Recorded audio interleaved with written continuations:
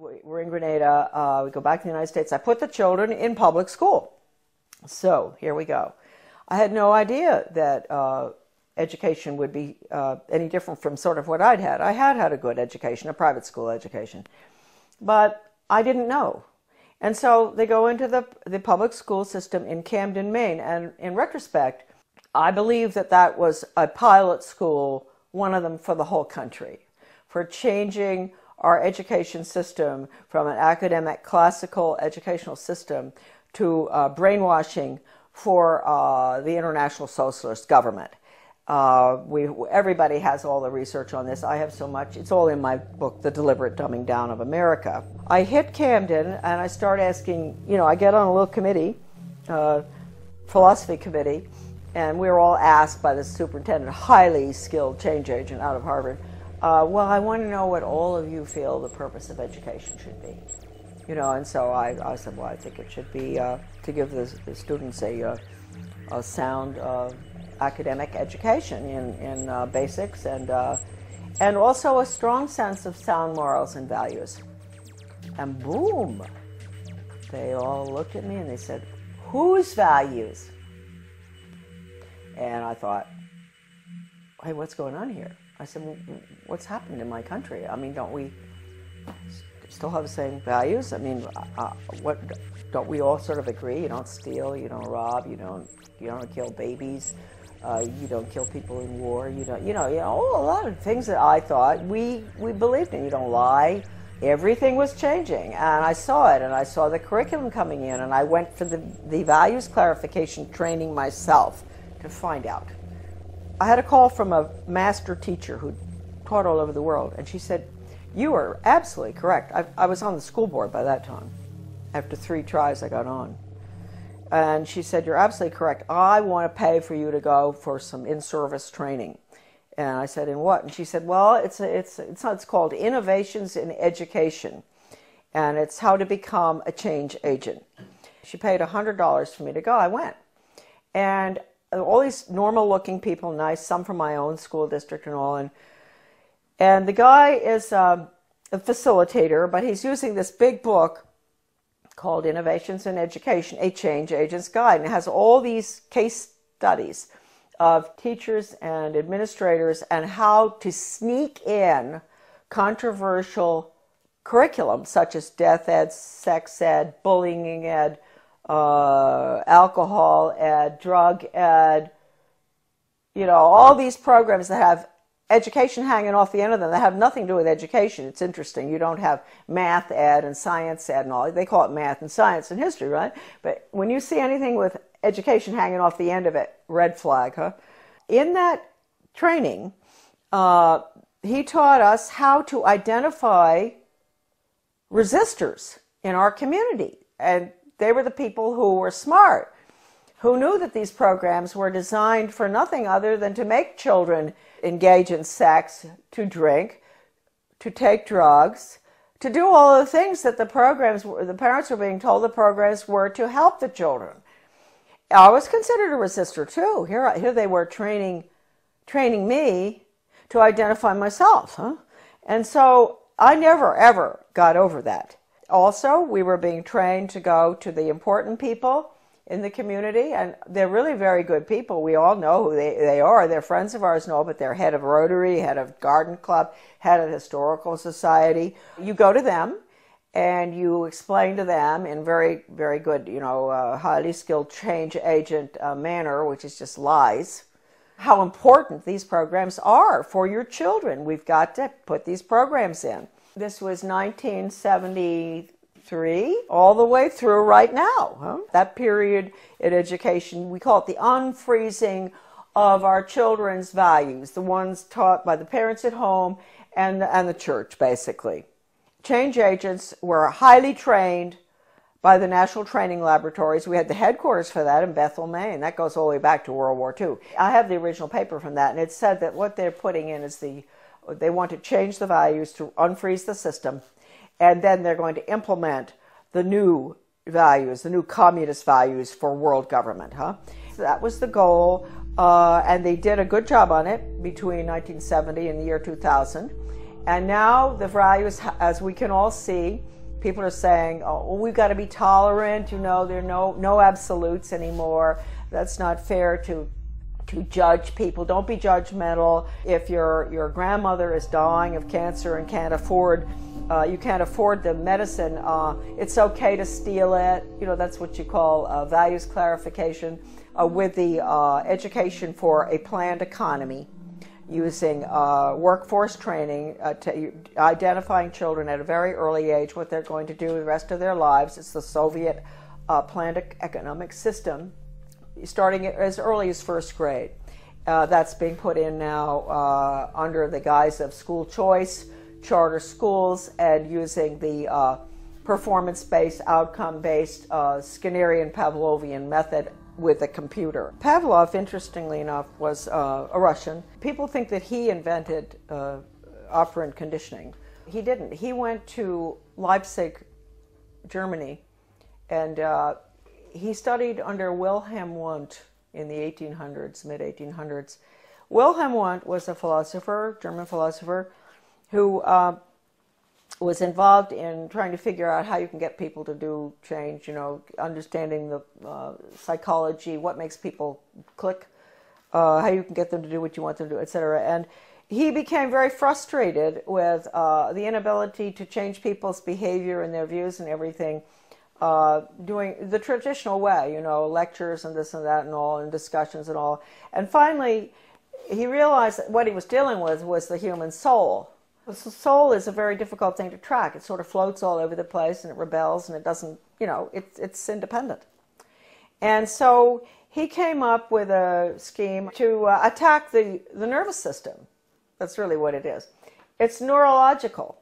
If you can get them to react in certain ways to what you want, like when the doctor, give you a good idea, the doctor used to, physical exams, they'd take a hammer, the rubber thing, and knock your knee, and it goes boop. So he figured, well, you know what? We can operate on that thesis, where we attack the nervous system, and it's a stimulus response thing. So you have to provide the stimulus in order to get the response. Well, if it was dog training, the stimulus would be a dog biscuit or something, and ultimately, you know, when the dog sees you taking the biscuit out of the box, he's going to do what you want, right? And so it's really pretty simple. I had never gotten involved in having to figure it out until a very good friend of mine, a teacher in Arizona, had to go through the first program that was brought out of 1965. One of the first ones, it was called Mastery Learning. And she quit education when she went through the training. She said it was so sick, and she had papers from doctors and all saying it even makes children sick. And I met her when I went into the U.S. Department of Ed, because I found her correspondence came to my office, and it was referred to me. And that was how I met her. And she was the one who educated me about operant conditioning and how awful it is. I mean, it can absolutely destroy free will. We had free will until we got to the computer. The computer absolutely destroys. The child cannot, there's no thinking going on there. There's no transfer being made. And you've got to understand that. All the documents in regard to this by people, not myself, by educators who have been trained in it, are in my book. So you don't have to say Charlotte said that. You know, you can say Professor so-and-so said that.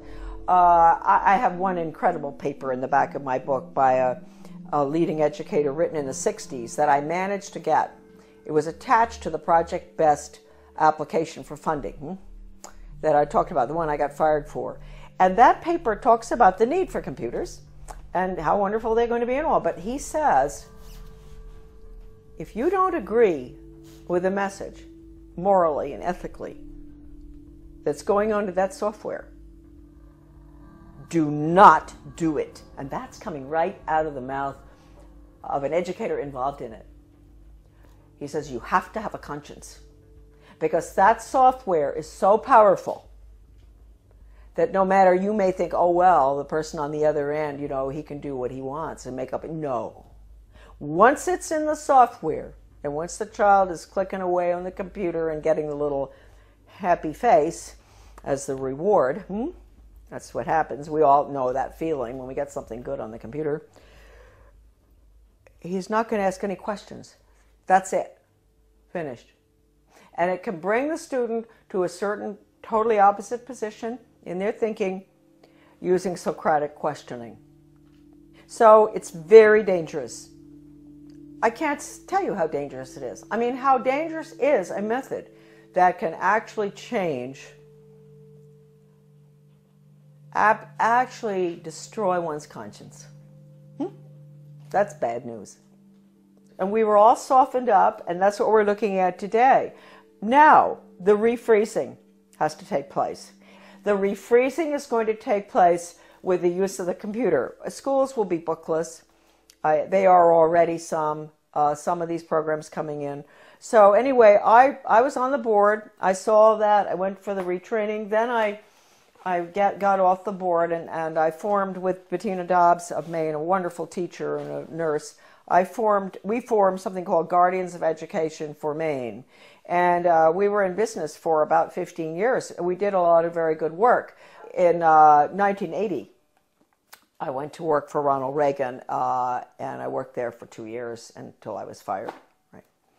But I had worked hard for him from 1978 to get him elected. Right. And then in 1980, because of the work I'd done and the work in education, I got an appointment in the U.S. Department of Education.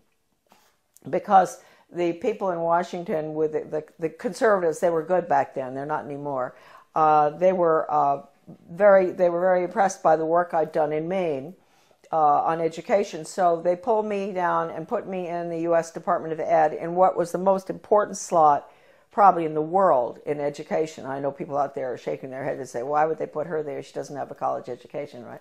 Why are they putting her in there? Well, they knew, first of all, Reagan had promised to get rid of the Department of Education, something he didn't do, and I will hold that against him forever, because he could have. Since that was the plan, when they were staffing the department, they didn't have to put important people in those old slots. Like my slot that I got put into would have been filled by the former president of Harvard or Stanford or something, right? Or University of Chicago. That job had been held in the past by very important people in education. But since they were getting rid of the department, it didn't make any difference. So they just plopped me in. Now talk about the hand of God, huh? And all my files were full of everything they planned on doing. And so I don't even think my boss knew this. You know, he was a so-called conservative. But he became very suspicious about me because I was always busy. Even though I didn't have a lot of work to do from him, I was always busy because I had lots of things to read. And I would stay after work. I'd stay until 2 a.m. in the morning. When everybody was gone, I'd get into everything.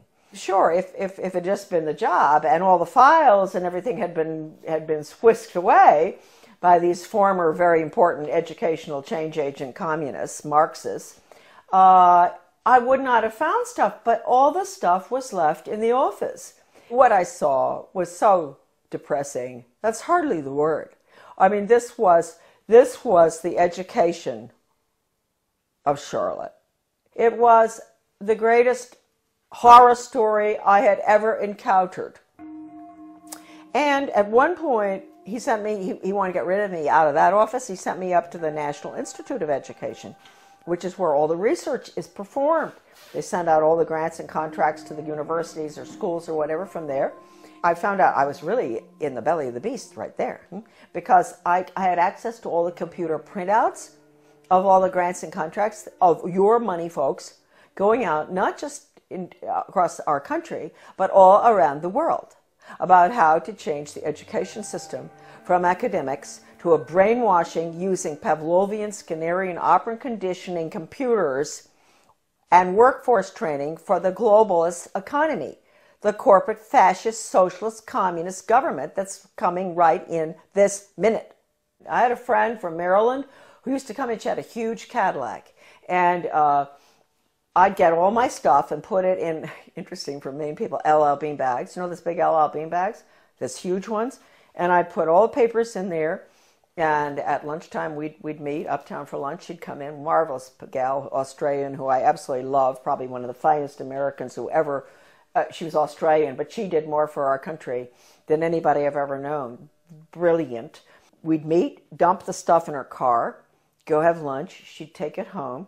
She'd get some of it out to the people across the country.